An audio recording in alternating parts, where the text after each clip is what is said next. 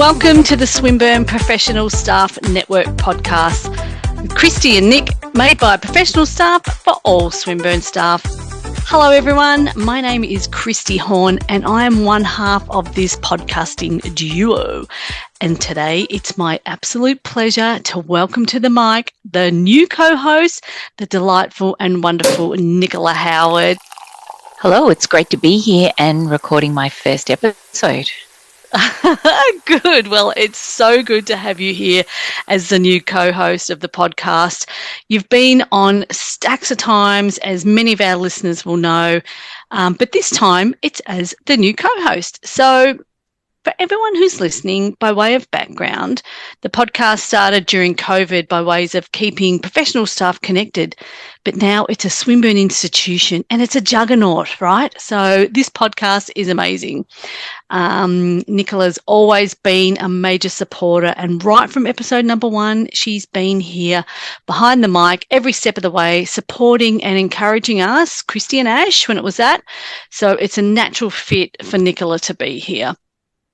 So now that we've got the niceties and the introductions out of the way, perhaps, Nicola, you can introduce yourself and tell our audience what your role is at Swinburne and how long you've been here.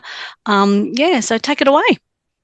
Yeah, look, so again, I'm just so glad to be here. It's great. We wanted to drop in and just say hello and make sure everyone's hanging in there right in the middle of the year.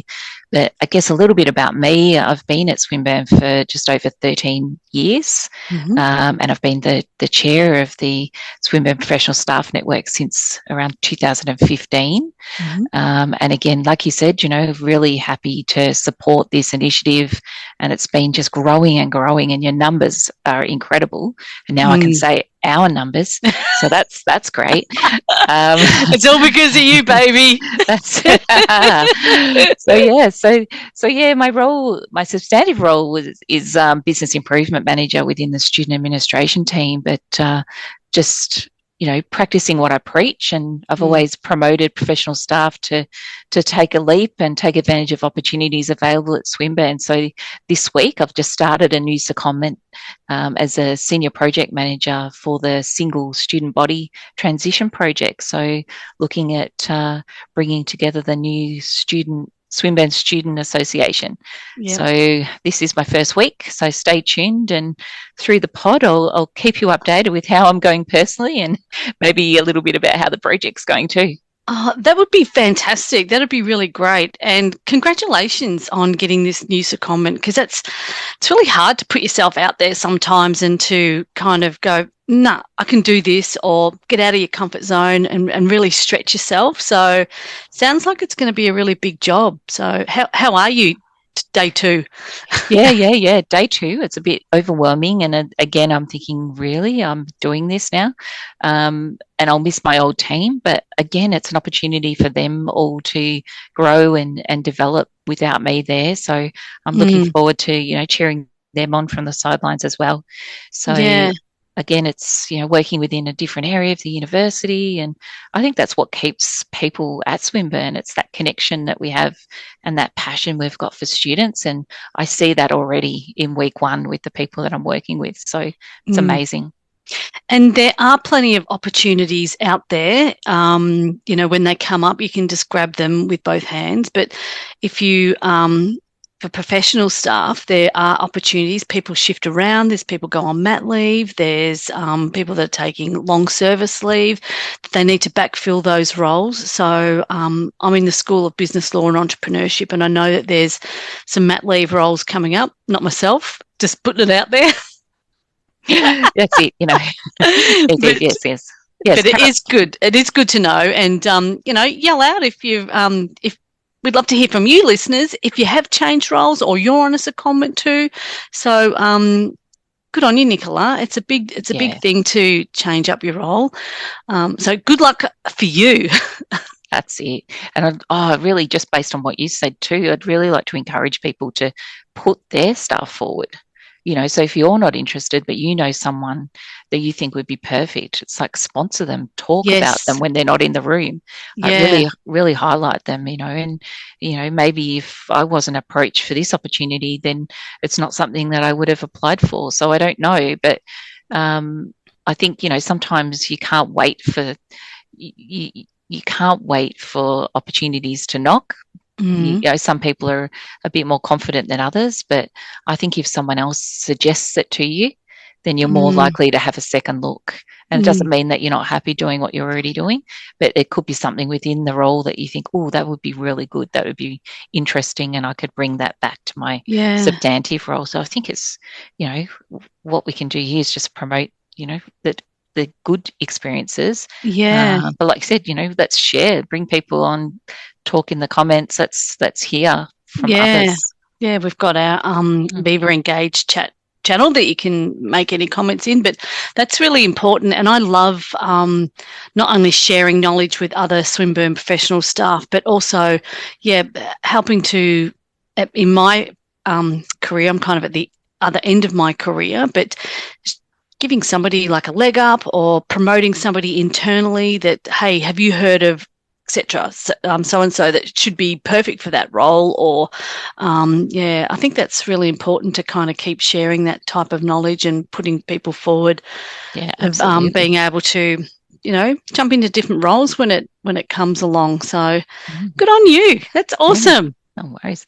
And all of that's made me feel tired now. So have you, so speaking of needing to take some leave, have you had some time off yet? Have you booked your annual leave? Oh, look, this is such a story, but no, I haven't taken any time off. Oh, excuse me, I took last Monday off and had a nice girls' weekend away, which was good. Lovely. But I had booked in a month of annual leave between late July and August, and have had to scale that back to 1 week, and looking at taking some time later in the year, which kind of sucks, but at least I'm looking forward to having a week off in the middle of winter, and I'm not sure what we're going to do yet, but it's really important to take some leave. And in fact, I put in for 5 days and got 1 day back. So that's the recharge in action in the middle of the year. So I was pretty happy to have that extra day come back into my account, got credited. So no, that's perfect. And I know some teams can't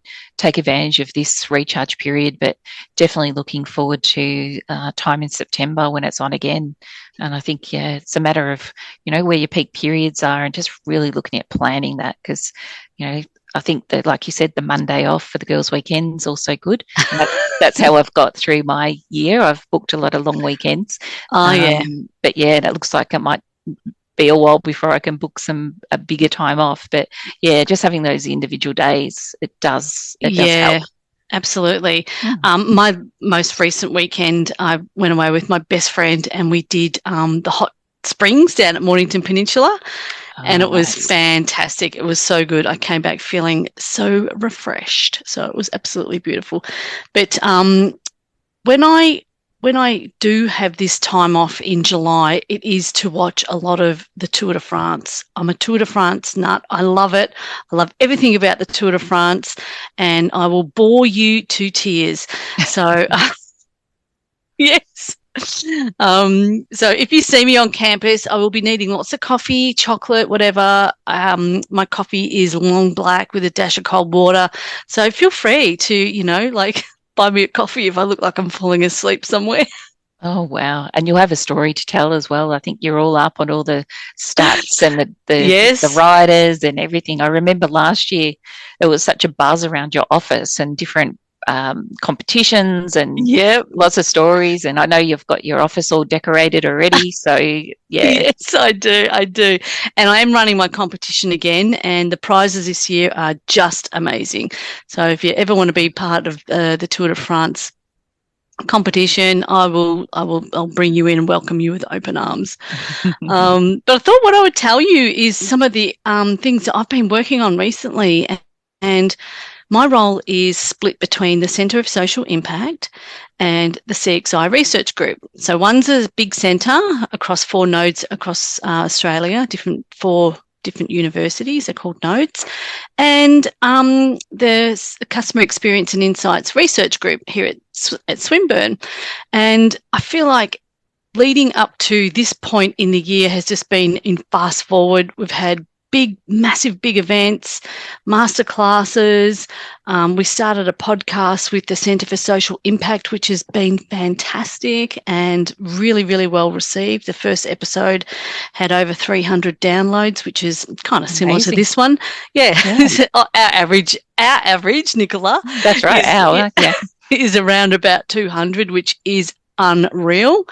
So yeah, I've been having a really busy time of it, but I got to say, I actually might have to promote myself for the Fail Forward that for the end of year awards.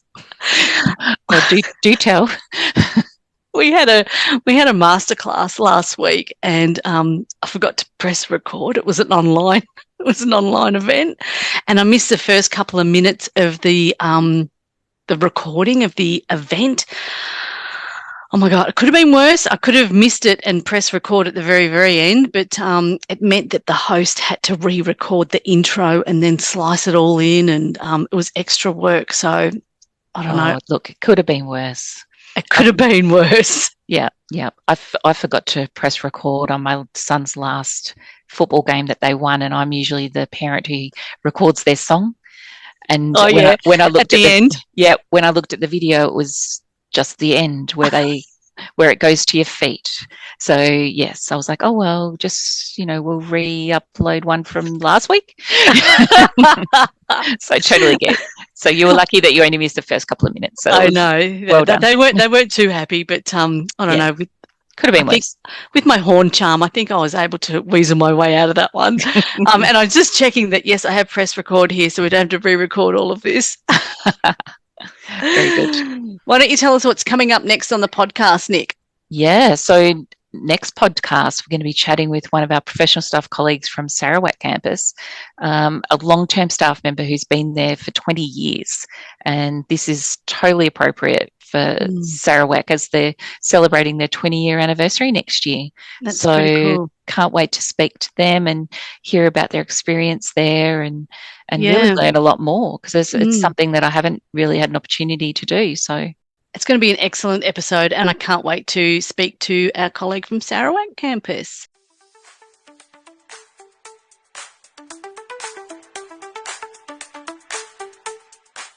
Well, Nicola, that just about wraps up this episode. How did you enjoy your first time as official co-host?